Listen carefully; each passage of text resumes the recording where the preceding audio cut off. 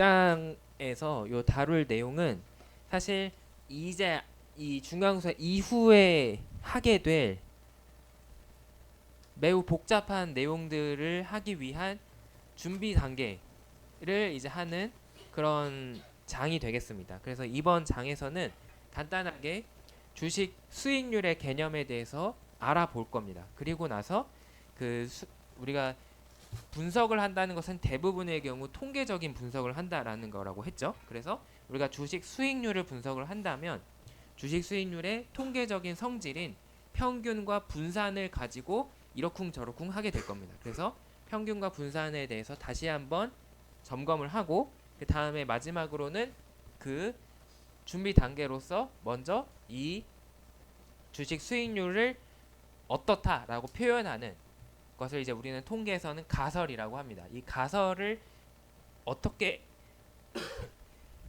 죄송합니다. 가설을 어떻게 결과를 확인할 수 있느냐, 그게 맞는지 틀린지 확인할 수 있느냐, 이거를 최대한 제가 가능한 좀 단순하게 썼는데 이제 여러분들이 이제 통계 수업을 예전에 우리가 경상 통계를 들으셨겠지만 다 까먹으셨겠죠.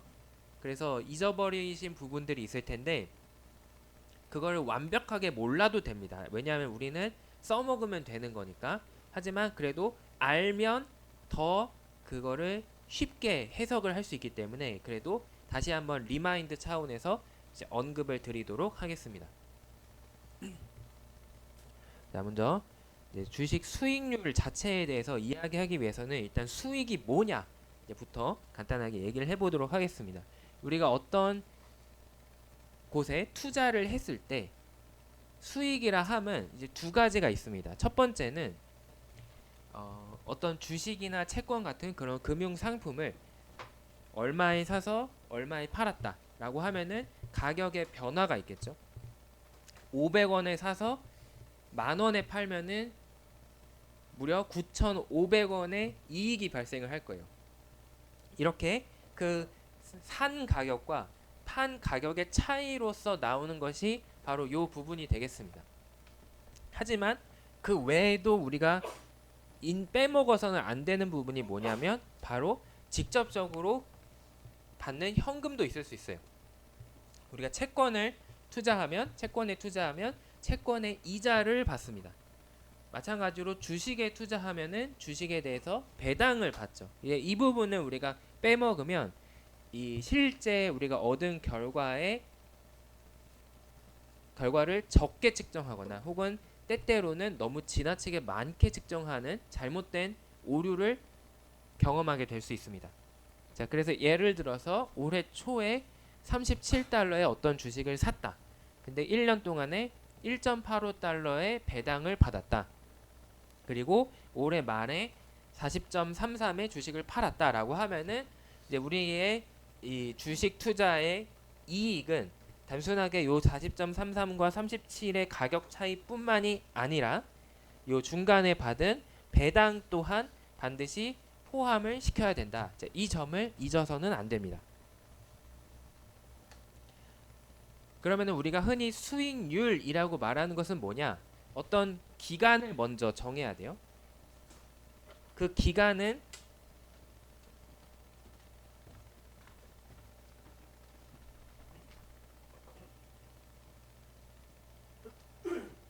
기간이 먼저 있어야 되는데 그 기간은 이제 일일 단위일 수도 있고 이제 월 단위일 수도 있고 연 단위일 수도 있습니다. 이제 여러 가지 기간이 있는데 그 기간의 시작과 끝이 있다라고 한다면 처음에 시작할 때 얼마에 샀느냐 이거를 우리가 초기의 시장의 가치 그 다음에 마지막 끝까지 갔을 때 끝에서의 가치 가격이 있을 거예요. 그러면은 시작과 끝의 가격 차이를 우리가 자산 가치의 변화라고 하고 그리고 그 사이에 중간에 받은 현금이 있다면 직접적인 이 현금 흐름까지 고려해서 그것을 원래 투자한 금액이 이제 시작할 때 가격으로 나눠준 것을 우리가 수익률이라고 부릅니다. 그러면은 지금 방금의 예시에서는 연간 수익률, 연초에 사서 연말까지 기다렸을 때 요 연 수익률이 어떻게 계산이 되냐면 전체 37분의 이제 직접적으로 받은 1.85의 배당이 있고 그 두 개의 가격 차이로 인한 값이 있을 거다. 그래서 이제 14%라는 값으로 계산이 됩니다. 자, 그거를 이제 그림으로 표현한 거죠. 그래서 최초에 어떤 기간이 있는데 그 앞에 시작점에서 37달러에 샀고 끝에 40.33달러가 됐다. 그러면은 이때 사서 이때 팔면은 약 3.33달러의 이익을 보는데 이제 거기에 더해서 배당을 받았으니까 그것까지 수익률로 고려해 주어야 된다라는 내용이 이제 요 그림에 표현이 되어 있습니다. 자, 그러면은 주식에 대해서 이제 우리가 분석을 한다라고 하면은 투자니까 당연히 주식의 수익률을 가지고 이야기를 할 수밖에 없습니다. 그래서 이거를 식으로 쓰면은 이제 이렇게 돼요. 이제 리턴 수익률은 이제 리턴이니까 R로 표현을 하고 그 다음에 가격은 프라이스니까 P로 표현을 한다면 내가 I라는 회사에 투자했을 때 I 그 날짜가 이제 있다면 뭐 이게 일일 단위일 수도 있고 월 단위일 수도 있고 연 단위일 수도 있는데 그 날짜가 있다면 그것은 그 날에 그 기업의 주가에서 그 전 기간에 그러니까 그 직전에 그게 연 단위든 일 단위든 월 단위든 그 한 단위 앞에 기간 하나 앞에의 주가를 빼고 그것을 다시 원래 그 전의 가격으로 나누어 준 것이다. 이제 이렇게 계산해서 나온 결과를 우리가 주식 수익률이라고 한다라고 할 수가 있습니다. 자, 근데 여기서 지금 방금 우리가 얘기했던 거랑 차이가 있는 부분이 있죠. 바로 배당과 같은 직접적인 현금 흐름이 반영이 안 돼 있어요. 이제 그 부분에 대해서 이제 말씀을 드리겠습니다. 이제 우리가 보통 주식 데이터를 받아보면은 여러 가지 주가 똑같은 가격인데 여러 가지 가격이 있어요. 보통 시가, 그다음에 고가, 저가, 그리고 이제 종가, 이제 이런 표현들이 있습니다. 요 시가는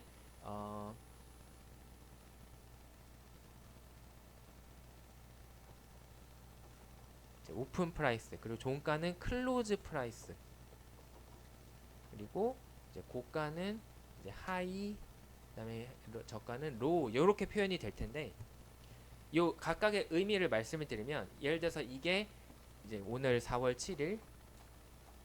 7일에 어떤 주식에 대한 데이터다라고 한다면 시가는 오늘 4월 7일 9시에 주식시장의 거래가 시작이 되었을 때 최초의 가격입니다.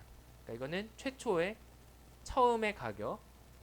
그리고 종가는 이제 오늘 4월 7일 하루가 지나서 마지막에 요 4시 근처가 되었을 때 주식시장이 끝나면 그날 가장 마지막으로 이루어진 거래, 그러니까 마지막 가격입니다.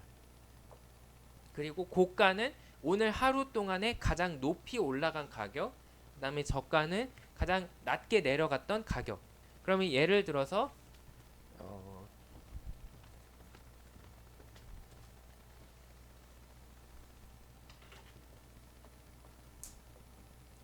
오늘 하루 동안 이제 오늘 이제 9시부터 이제 오후 이제 4시까지 주식 시장의 거래가 이루어질 텐데 그게 이렇게 움직였다.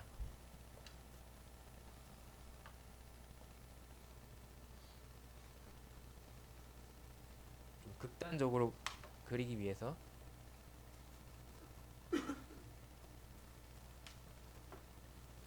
이렇게 움직였다라고 하면은 그리고 이제 요 가격이 각각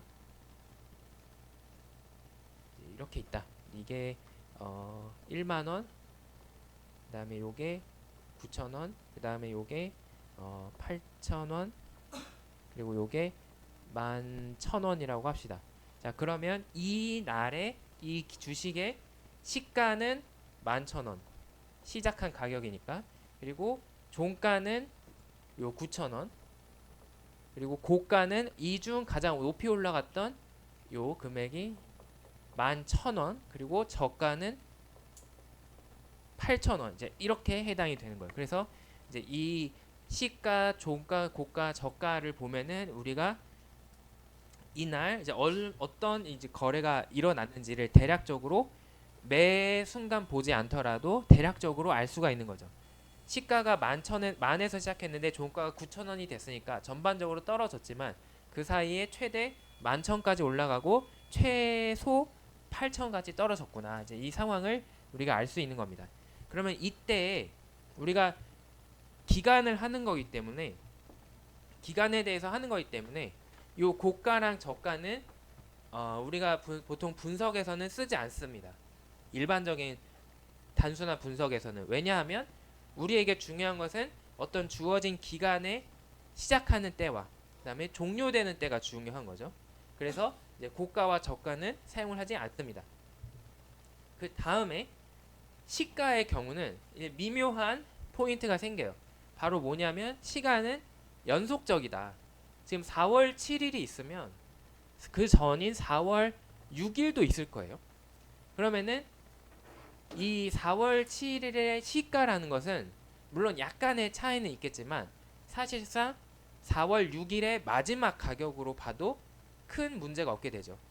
그렇기 때문에 굳이 요 시가를 봐야 될 필요가 없어요. 왜냐하면 시작하는 순간은 그 전날의 마지막으로 하고 끝나는 거는 그날의 마지막으로 하면은 다 해결이 되니까. 그래서 우리는 결국 어떤 결론이 얻게 되냐면 종가만 보면 되겠구나. 종가 데이터만 잘 얻으면은 우리가 기본적인 요 주식 분석을 할 수 있겠다라는 결론이 나오게 됩니다. 그래서 요 앞에 이 가격에 대해서 넣어야 되는 가격을 우리는 종가 가격을 가져와서 보통 넣게 됩니다. 근데 종가에는 문제가 있어요. 바로 앞에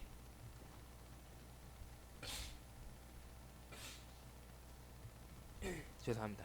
앞에 말씀드렸던 정확한 수익에 대한 이제 의미를 오해하게 만들 수 있는 그런 일이 있습니다.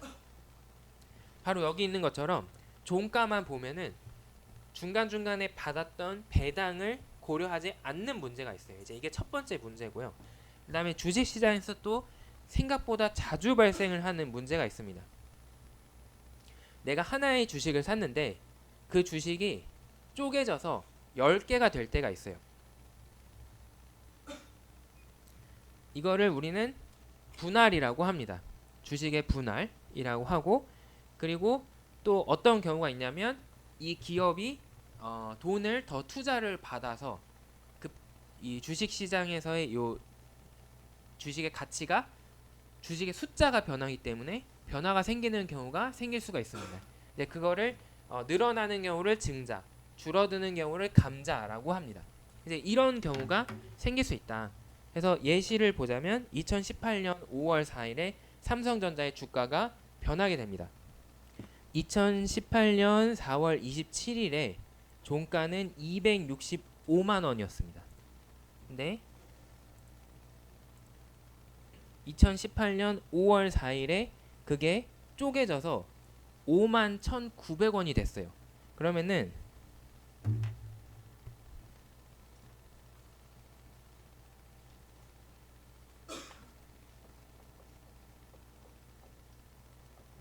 (5월 4일이고)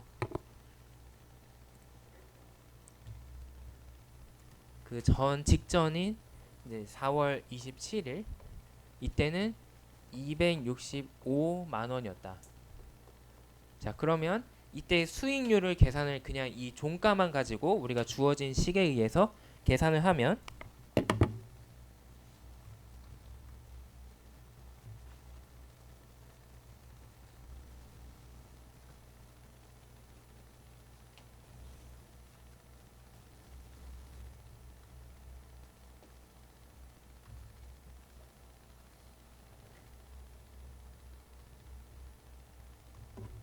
무려 마이너스 98%의 손해를 본 것처럼 기록이 됩니다.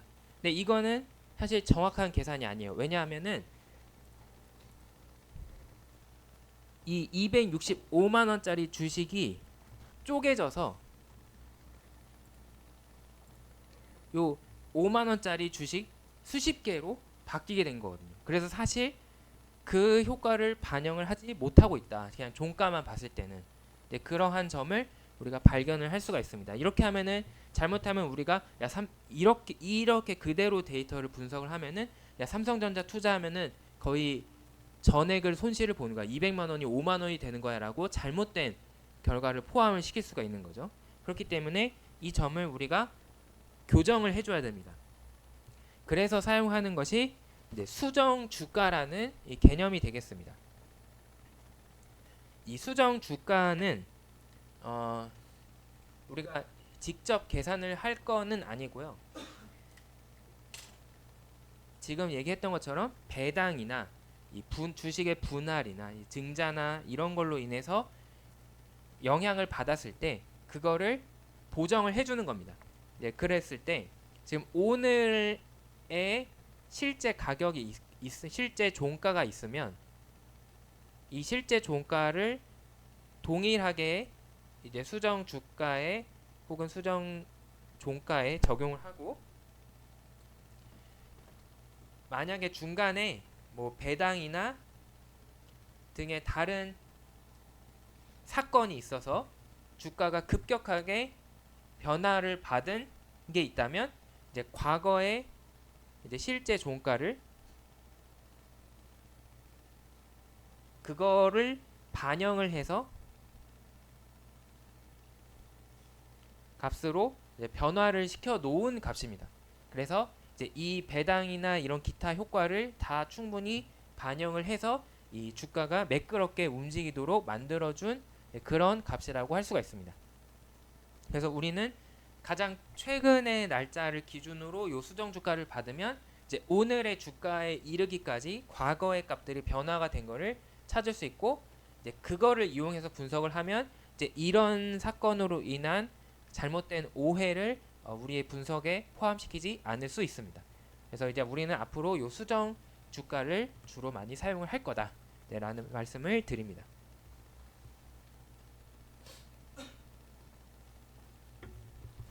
자, 그 다음은 이제 좀 죄송하게도 통계에 대한 이야기인데, 먼저 평균에 대해서 다시 한번 짚어보겠습니다. 자, 우리는 그 수익률에 대해서 평균값과 그리고 분산을 사용할 겁니다. 그러면 평균은 어떻게 계산이 되느냐? 이제 여러분이 생각하는 그 방법 그대로 계산할 겁니다. 전체를 다 더한 다음에 그 숫자로 나누어 준 것이 평균이다. 예를 들어서 어떤 기업이 있는데 수익률이 연 마이너스 0.2, 마이너스 20%, 50%, 30%, 10% 이렇게 네 연도의 수익률이 있다라고 하면은 그것들을 다 더하고 4로 하나, 둘, 셋, 네 개니까 4로 나누어서 나온 값인 이제 17.5%를 우리가 요 평균으로 사용을 할 겁니다. 그러면 평균적으로 내가 1년 동안 기다리면은 17.5%의 수익을 얻을 수 있다라는 의미가 되겠죠.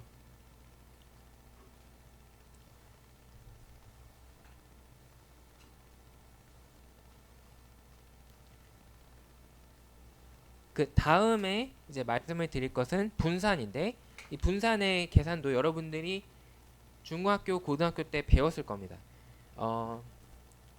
먼저 분산을 계산하기 위해서는 평균을 먼저 계산을 해야 되고, 그 평균을 이용해서 이제 우리가 주어진 데이터를 제곱을 해야 됩니다. 이제 이래서 이 평균은 1차 모먼트, 그 다음에 요 분산은 2차 모먼트라고 보통 얘기를 하는데, 구체적으로는 이렇게 계산이 됩니다. 이제 방금 이 기업에 대해서 평균 수익률이 17.5%가 나왔다. 그러면 우선 각각의 연도에 대해서 그 평균을 빼줍니다. 이제 그거를 우리가 편차라고 부를 거고, 그 편차가 있어요. 그러면 이 분산의 개념은 뭐냐면 평균에서 얼마나 이것들이 실제로는 많이 떨어져 있느냐,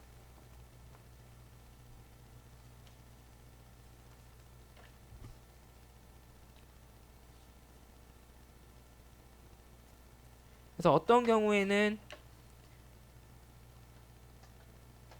실제 값들이 평균에 이렇게 촘촘하게 모아져 있는 경우가 있고, 어떤 경우에는 실제 값들이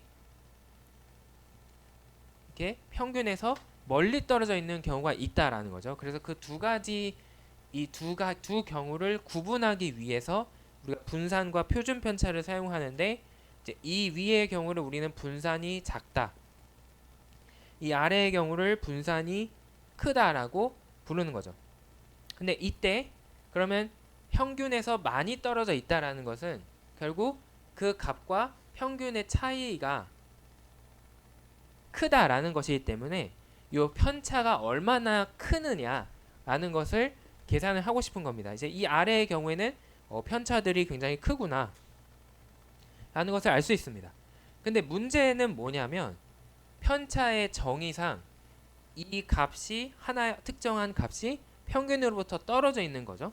근데 그것들을 모두 더하면 평균은 이 모든 값들의 중간에 있기 때문에 반드시 하나가 큰 게 있다면 하나는 작은 게 있어서 서로 상쇄돼서 없어질 거다.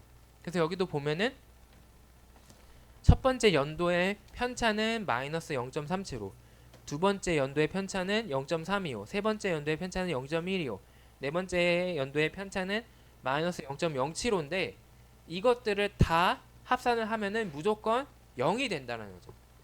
그래서 우리가 알고 싶은 거는 편차의 플러스 마이너스 값이 아니라 절대적인 크기를 알고 싶은 거예요. 그러면은 수학에서 할 수 있는 방법이 절대값을 사용할 수 있습니다.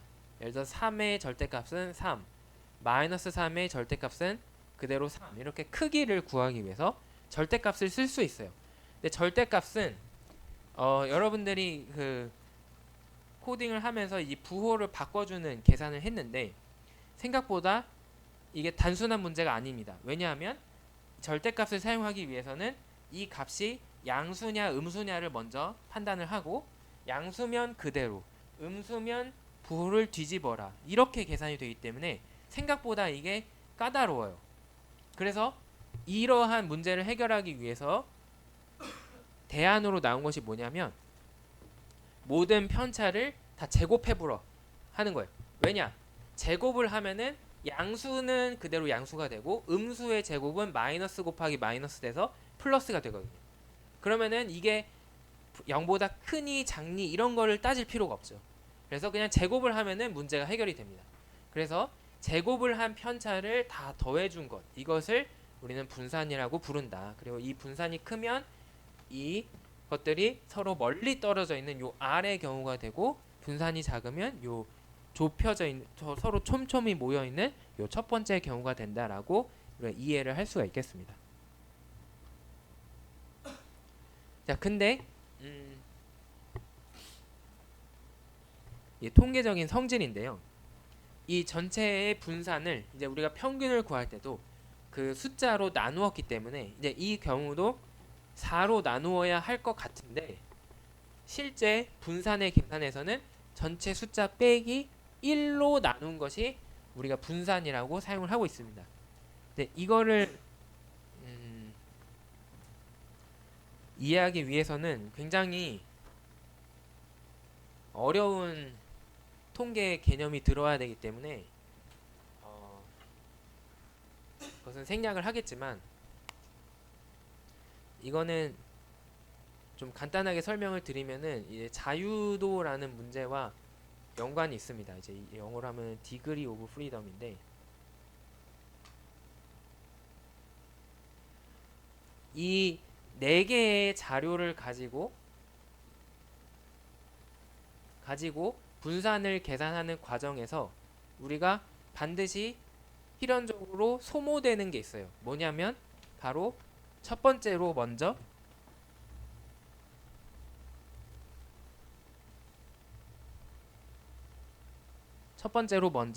평균을 먼저 계산을 해야 된다라는 거죠. 그렇기 때문에 이 하나의 정보가 소실이 된다라고 생각을 하면 되겠습니다. 그래서 4개짜리 정보가 아니라 3개짜리 정보인 셈이 된다. 자, 이렇게 직관적으로 이해를 하고 일단 넘어가도록 하겠습니다. 이거는 몰라도 돼요. 모르면은 그냥 외우면 됩니다. 이 분산을 계산할 때는 빼기 1로 나누어 준다. 이거를 기억을 하시면 되겠어요. 그리고 그렇게 계산된 값을 루트 제곱근을 씌워서 나온 것을 우리는 표준 편차라고 이제 부르고 있습니다.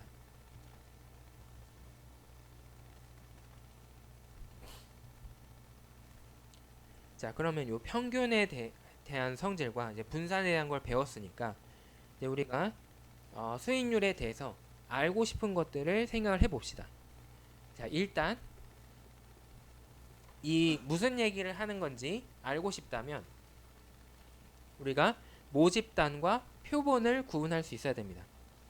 모집단이라는 것은 분석하고 싶은 그 대상의 전체를 의미를 합니다.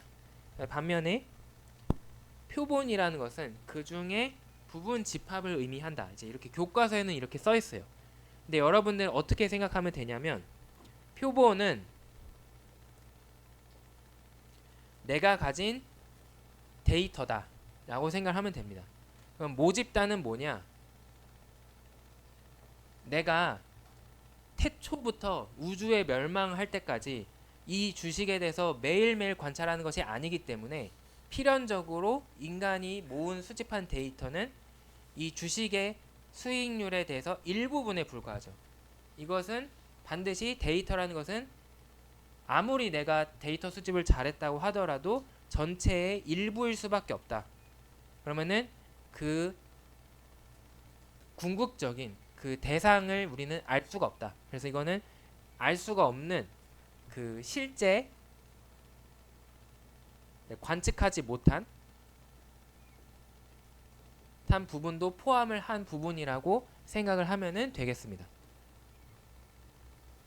그래서 우리가 하는 모든 분석은 인간이 한계를 가지고 얻을 수 있는 이 데이터를 가지고 이 실제의 자연 현상 혹은 사회 현상을 역으로 생각을 하는 거죠.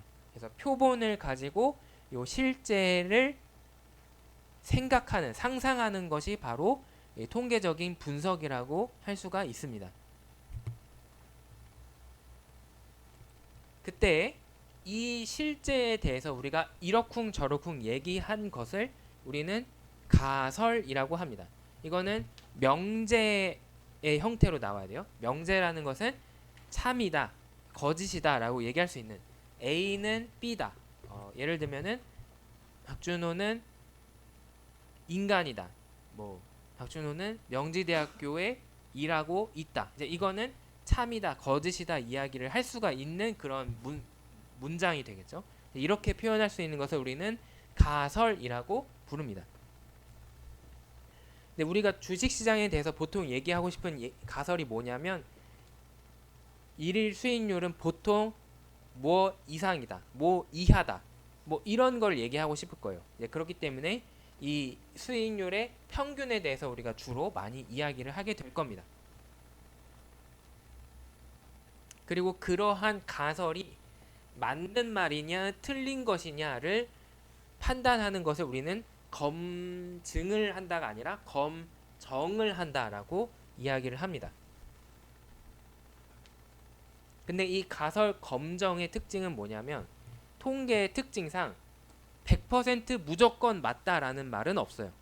이거는 그럴 가능성이 매우 매우 높다까진 되지만 100% 무조건이야는 세상에서 존재하지 않습니다. 왜냐하면 우리가 얻을 수 있는 데이터는 한계가 있고 반드시 예외가 있을 수 있기 때문에 우리는 그 가능성을 극한의 99.99999%까지 높일 수 있지만 그게 절대 100%가 되지는 않습니다. 그래서 추론이라고 하죠. 이거를 확정을 할 수가 없으니까.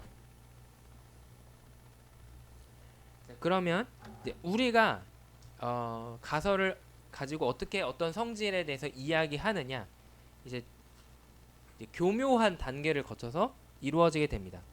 이제 귀무가설과 대립가설이라는 말이 있는데 이제 여러분들이 항상 통계 수업에서 이 귀무가설을 먼저 배우고 대립가설을 배우는데요. 사실은 실제 사용은 대립가설을 먼저 시작을 하는 거예요. 대립가설이 뭐냐면 내가 하고 싶은 말을 대립가설로 합니다. 그래서 예를 들면은 우리나라 주식시장 수익률이 1%보다 0.1%보다 클 것이다. 이제 이거를 일단 내가 생각하는 마음이다. 내가 생각하는 그 주식시장에 대한 그런 성질이다라고 한다면 그거를 먼저 대립가설로 놓는 거예요. 그 다음에 거꾸로 그 반대되는 거를 일부러 설정을 합니다.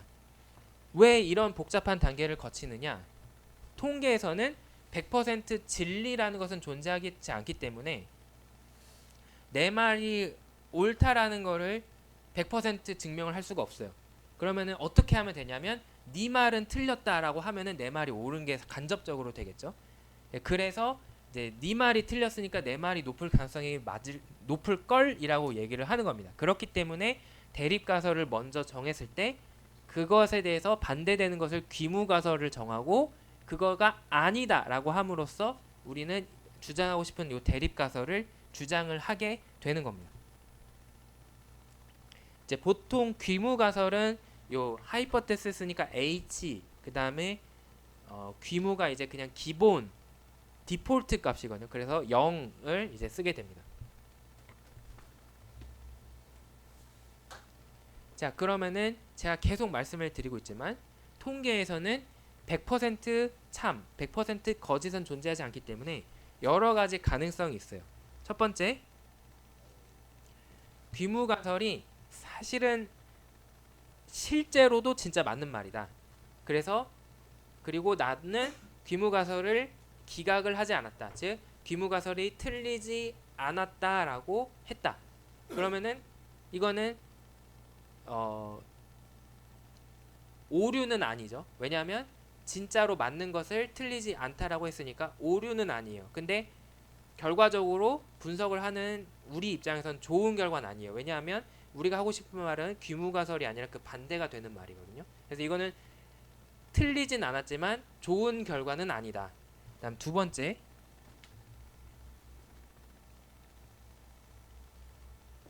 귀무가설이 실제로도 거짓이다. 그래서 우리는 우리의 대립가설이 실제로도 맞는 말이에요. 그러면은 그때 내가 귀무가설을 기각을 할 수 있다 라고 하면은 이것도 결과적으로 올바른 판단을 주장을 하게 됩니다. 틀린 말을 틀렸다라고 했으니까. 그래서 이게 우리의 가장 이상적인 상황이 되겠죠. 실제로 틀린 말이 귀무가설이었고 그걸 우리가 기각을 해서 우리의 대립가설을 주장했으니까 나는 하고 싶은 말을 할 수가 있게 됩니다. 근데 이제 나머지 두 가지 경우는 오류가 됩니다. 바로 첫 번째, 사실은 귀무가설이 맞고 대립가설이 틀린 말이었는데 내가 통계의 오류로 인해서 귀무가설이 틀렸다라고 주장을 했다. 이거를 우리는 첫 번째로 발생할 수 있는 오류다 해서 1종 오류, 타입 1 에러라고 부릅니다. 이 1종 오류는 우리가 결정을 할 수 있어요. 이 오류가 발생할 가능성을 우리가 정할 수 있습니다. 그 가능성을 최대한 줄이면 줄일수록 우리의 분석이 엄밀해지지만 그 대신 우리가 원하는 결과를 얻기가 힘들어지겠죠. 이제 그러한 문제에 봉착을 하게 됩니다. 그다음 네 번째가 뭐냐면 바로 이 부분인데 귀무가설이 사실은 틀렸어요. 그래서 우리가 하는 말이 맞아요. 그런데도 불구하고 통계의 한계로 인해서 그 귀무가설을 기각하지 못했고 그래서 우리가 주장하고 싶은 말을 하지 못하는 안타까운 상황이 있을 수 있습니다. 이런 오류가 발생할 수 있는데 이거는 두 번째로 발생할 수 있는 오류다 해서 2종 오류, 타입 2 에러라고 이제 부릅니다. 이제 이거는 우리가 컨트롤을 할 수가 없는 부분이에요. 이제 이거는 우리가 어떤 통계적인 방법을 쓰느냐에 따라서 결정이 되고 이제 이거는 우리가 조절을 할 수가 없습니다. 그래서 우리는 이 부분은 무시를 합니다. 그냥 이 부분만 이제 보통 주로 신경을 쓰게 됩니다. 자, 그러면 이 실제 판단은 어떻게 이루어지느냐? 일단 어떤 데이터로부터 통계적인 성질을 가지는 뭐 평균, 분산 이런 거를 활용을 해서 어떤 값을 계산을 합니다. 계산된 값을 통계를 활용해서 계산된 값이니까 통계량이라고 부르고 우리가 특히 검정을 하기 위해서 만든 것이기 때문에 검정 통계량이라고 부릅니다. 그럼 그 검정 통계량이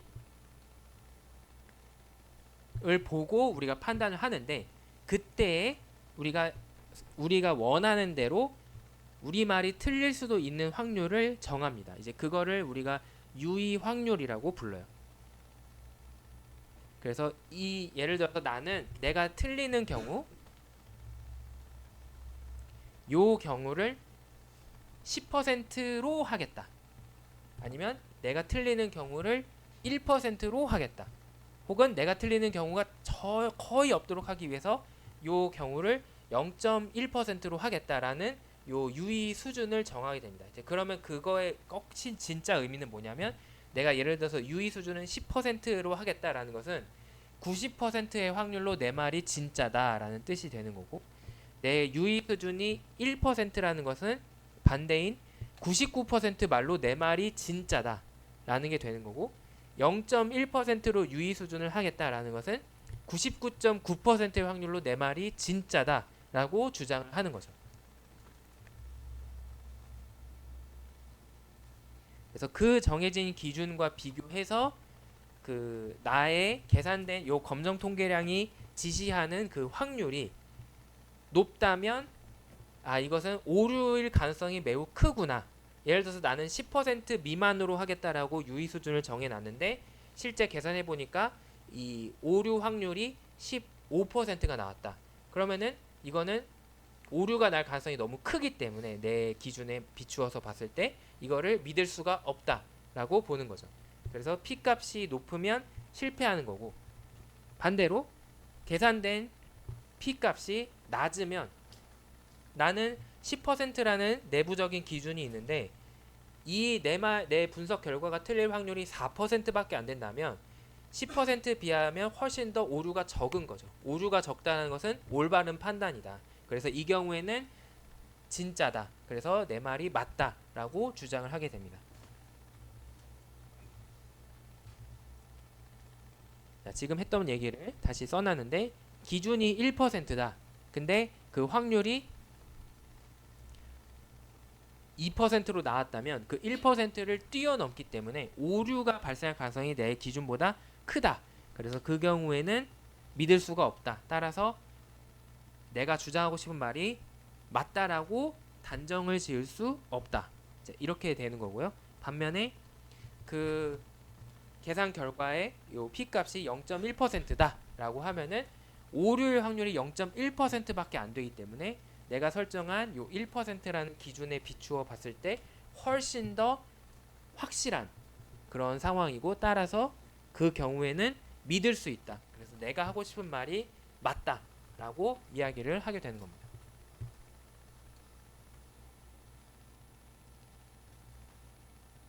자, 그러면 이제 다시 돌아와서 수익률에 대해서 어떤 얘기를 하고 싶느냐?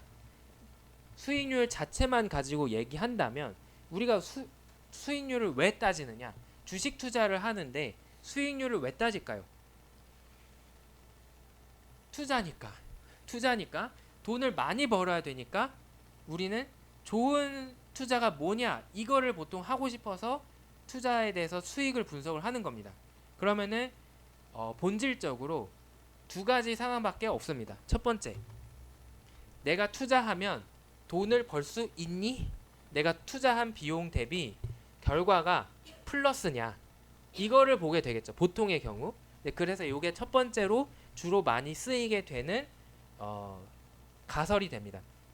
어떤 포트폴리오, 내가 투자한 내용에 대해서, 투자에 대해서 그 수익률의 평균을 계산해 봤더니 그게 0보다 커야 된다.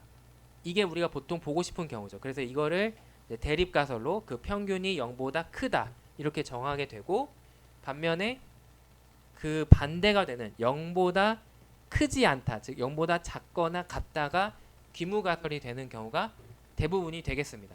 자, 이게 첫 번째가 될 거예요. 물론 이것도 가능하죠. 예를 들면은 내 포트폴리오 평균이 0보다 작다라는 거를 대립가설로 증명을 하고 싶을 수도 있습니다. 근데 그거는 생각해보면 바보잖아요. 그러니까 통계적으로 말이 되는데 내 포트폴리오는 평균이 마이너스야. 그 바보잖아요. 왜 투자하는 거니? 그렇기 때문에 사실 실질적으로 그런 경우를 우리가 분석을 하는 경우가 거의 없다라고 할 수가 있습니다. 그래서 이제 제가 말씀을 이제 0보다 크다를 보통 검증을 하고 싶은 거다. 이렇게 말씀을 드리는 거예요. 그다음 두 번째는 뭐냐면 비교죠.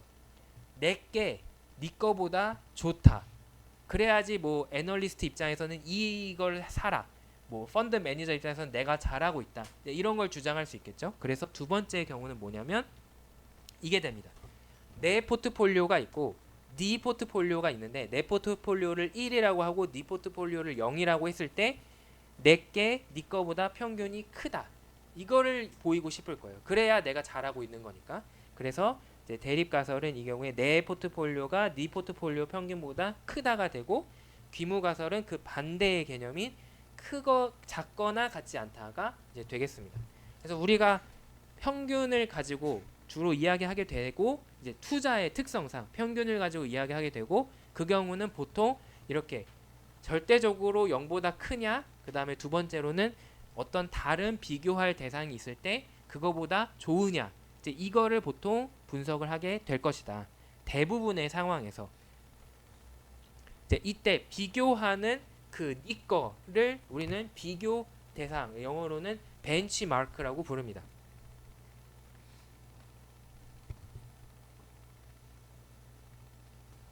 자, 이제 여기까지는 기초 개념이기 때문에 좀 쉬웠지만 이제 조금씩 이제 확률의 개념이 들어가면서 좀 복잡해지게 됩니다. 자, 수익률은 우리가 확률적으로 주어지는 거다라고 얘기를 해요. 그러니까 누구도 이제 오늘의 수익률이 얼마가 될지 알 수가 없다. 그래서 이거는 확률적으로 나타나는 값이기 때문에 확률 변수다, 랜덤이다라고 이야기를 합니다. 근데 오랜 시간 동안 관찰을 하면 그것도 나름의 패턴이 있을 거다라고 우리는 믿는 거예요. 그래서 그 나타나는 패턴을 우리가 그림으로 그릴 수 있을 거다라고 한다면 나타난 그림을 우리가 확률 밀도 함수라고 부르게 됩니다. 대표적으로 이런 정규 분포가 있을 수 있겠죠.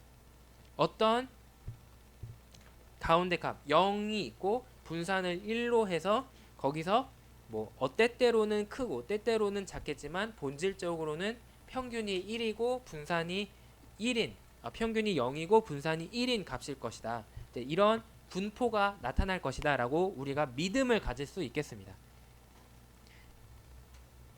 그리고 이걸 확장하면은 이런 경우가 있을 수 있는데 어떤 평균이 있고 어떤 표준 편차가 있다. 근데 이게 골고루 분포가 돼 있어서 때때로는 크게 때때로는 작게 나타나지만 대략적으로 평균이 가장 많이 나올 가능성이 있다. 하지만 물론 내가 재수가 극히 좋거나 재수가 극히 나쁘다면은 수익률이 크게 나오거나 작게 나올 가능성도 있다라고 생각을 하는 거죠. 근데 이 정규 분포는 왜 많이 사용이 되냐면 본질적인 이유는 그림이 매우 예쁘기 때문입니다. 이제 요 그래프의 형태가 예쁘다라는 게 그냥 겉보기만 예쁜 것이 아니라 수학적으로 예쁘다. 계산이 잘 된다. 정리가 잘 된다. 그 함수를 우리가 쉽게 이해할 수 있다라는 성질을 가지고 있기 때문에 이제 자연적으로 우리가 볼 수 있는 여러 가지 현상에 대해서 이 정규 분포를 가지고 설명을 하려고 하고 주식의 수익률도 마찬가지로 정규 분포를 가지고 설명을 하려고 하는 그런 경향이 있습니다.